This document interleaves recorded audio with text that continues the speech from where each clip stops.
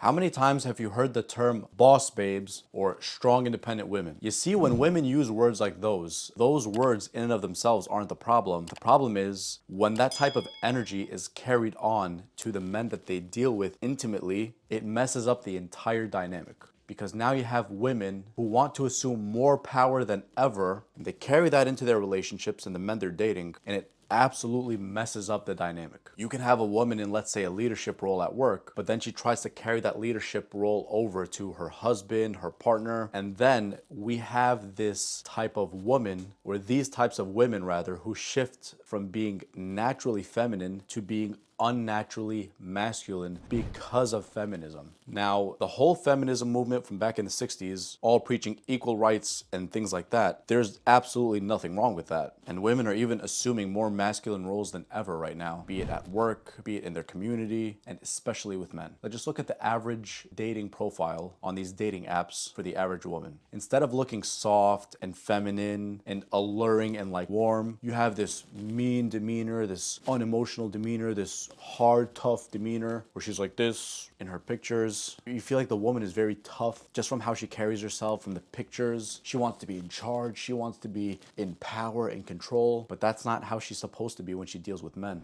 You're supposed to be feminine if you want to attract a masculine man. You should only be a masculine woman if you want to attract a feminine type of man. And when I say to be a masculine woman or a feminine woman, I'm saying based upon your true nature, not masking and pretending you're this other thing because of the whole boss babes types of energy or the whole strong independent women type of energy. We rule the world. I don't listen to a man. I don't need a man. Fine. But don't come complaining when you say that, oh, there's no good guys out there. There's no strong men out there. No, that's not true. You're the one who wanted to assert your dominance, if you will, in the relationship, in the workforce, instead of being a woman and assuming the feminine role in those relationships. Even take a look at the average family walking in a mall nowadays. Typically have the man and the woman, the husband and the wife, and then you have the husband who's pushing the stroller with like 2 kids in there. And then you could even see this from far away. It's the woman who's calling the shots, the woman who's in control. She's wearing the pants, which she shouldn't be, by the way. She's telling the man where to go. Go this way, go that way, go this way, go that way. She chooses what's being purchased, not him. And guess who ends up pulling out the credit card at the end? It's the man,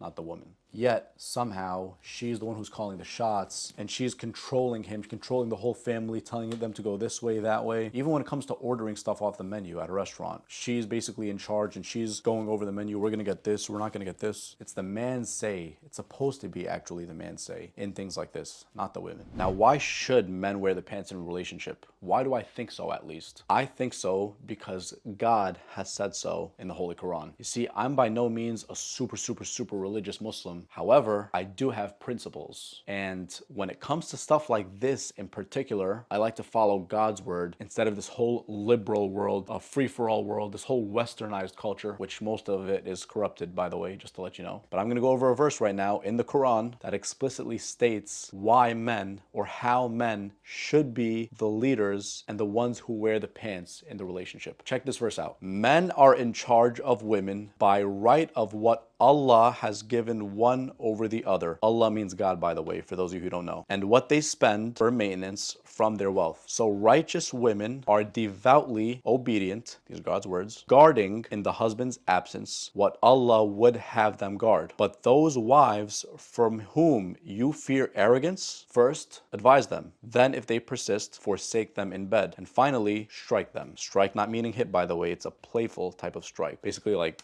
that. Our religion does not condone any ruthless behavior or aggressive behavior at all, or oppressive behavior even. But if they obey you once more, seek no means against them. Indeed, Allah is ever exalted and grand. What I'm about to say right now is basically the explanation of it. It says men are the protectors and maintainers of women because Allah has made one of them to excel the other and because they spend from their means. Therefore, the righteous women are devoutly obedient to Allah and to their husbands and guard in the husband's absence what Allah orders them to guard, such as their chastity, their husband's property, etc. As to those women on whose part you see ill conduct, admonish them first, next refuse to share their beds, and last beat them lightly, if it is useful, of course. But if they return to obedience, seek not against them means of annoyance. Surely Allah is ever most high, most great. You see, man, these are God's words. These are not my words. The whole gist of it is men are supposed to be be in charge when it comes to their marriage. When a woman gets married to a man, she is under his authority instead of her father's authority, which she was previously. Even Christianity says that too, if I'm not mistaken. And just like you guys explicitly just heard me say, which is God's words, not mine, women are supposed to be obedient to their husbands. They're supposed to follow him, and he's supposed to be the breadwinner. Now I get it. Nowadays, you're going to say, oh, things are too expensive. Both parties have to work. Fair enough. But in that case, don't complain and don't try to assume the masculine role in the relationship just because you bring some money to the table. You should always let your husband be the provider, or at least the one who wears the pants in the relationship. The Quran said this too. Men, at the end of the day, when it comes to certain big matters, we have better judgment, and this does not mean we're better than women. And also, my religion, I'm a Muslim, it is not oppressive in the slightest. Women are so highly valued in Islam. Women are super, super, super valuable in our religion. There's so many verses that just praise the value of a woman, especially to her children. But you see, when you have these masculine women out here who are trying to be in control, they're trying to be the head of the household. You know, I could wear the pants too. He doesn't have to wear the pants. We're shifting from a naturally feminine woman and a naturally masculine man that creates attraction in the first place, right? Like a positive and negative charge, to more of a neutral charge, which actually, if it's neutral, there's no charge at all. Because the woman wants to assume a more masculine role, and men right now, they're more feminine than ever. So that's neutrality right there. How is attraction going to happen? The difference between a friendship and a romantic relationship is basically intimacy. And you can't be intimate without that charge, positive and negative. So most couples nowadays, it's like they're friends. It's like they're roommates. It's not supposed to be like that, man. And a big reason for that is feminism, modern day feminism. Let me tell you guys a story. My mother, when she was in her early 20s, like 22, 23, there were men who came to my grandfather and asked for her hand. Very traditional. That's how it was back in the day, especially in Egypt. And listen, my mom is a strong woman. She has a strong personality. And because of the fact that she has a strong personality, most of the men who came and asked for her hand, she didn't really trust their masculine core. She didn't really trust their decision making. She didn't really trust their mentality or their strength. So she wasn't able to say yes to any of them because she always believed that she was stronger than them, which is fine, by the way. However, when my father came around, she knew that something was different about this man. She felt that he had strength. She felt that he had some type of authority. She felt that he had some type of clear thinking, clear judgment, and that's why she chose him. And she specifically said this to me. She even said, I felt like I'll be able to listen to him, to follow his lead instead of the other man. I couldn't feel like that with them because I felt like they were too weak. So my mom's a good example, a strong woman, but she never had the whole idea of strong, independent women, boss babe this, boss babe that. No. And my mom got married at the age of 23. Super traditional. The man comes to the house and asks for her hand through her father, which is my grandfather. And one thing I could tell you for sure about my parents' marriage is that I'm thankful enough to have observed the fact that my dad was always the one to wear the pants in the relationship. My dad was always the masculine one and she was always the feminine one. She never tried to assert her dominance, if you will, like a lot of these women do nowadays, which goes against God's words. She listened to him. She followed his lead. She quit her job over 20 years ago to focus on us and our upbringing, which is more important than her career. By far, it should always be. Family should come as the number one priority to a woman, and the house should come as the number one priority to a woman, and raising the kids and being the harmony for the household, or for the home rather, should be the number one priority for a woman. And a man, his priority should be to establish the backbone of the family and be the leader of the family and go out and make things happen, to put food on the table, to provide for the family. When that dynamic is broken, the whole relationship is broken. Why do you think the divorce rates right now are so through the roof? And there's statistics that prove that right now women are on more anxiety and depression medication than ever. Why? I personally believe it's because of feminism. Women are trying to assume more masculine roles than ever, and men are becoming more feminine than ever because of that. The men and women who truly understand this and truly apply it into their lives, by men first becoming actually strong and going after what they really want in life and making things happen, instead of being total dweebs, total weak men, just play video games after work and have nothing productive going on. The men who really go out there and make things happen, those are truly masculine men. And the women who follow God's word and seek a man to follow his lead and be under his authority and obey him in a healthy way, of course. This is not oppression, even though it's going to sound like it, of course, because of modern feminism. Not oppression at all. Women should be treated as queens in our religion, by the way. The woman who does that, she's the winner in the end. She's the real queen in the end because she's following her husband's lead. She's obeying him in the righteous way. She's making the family happy. She's making him happy. And in return, she feels happy because of that. You see, guys, this is all God's words. It's not our words. I didn't fake this. God is the one who said this. And because God's the one who said this, all of us must be obedient to him. Instead of trying to make our own rules, oh no, but it should be this way, it shouldn't be this way. No, what God said is what God said. God's words are God's words. The Holy Quran explicitly states that. And if you want specific evidence of this or the specific verse, comment or send me a message on Instagram or send me an email, and I'd be way more than happy to reach out to you with that specific evidence, the specific verse, and the specific surah.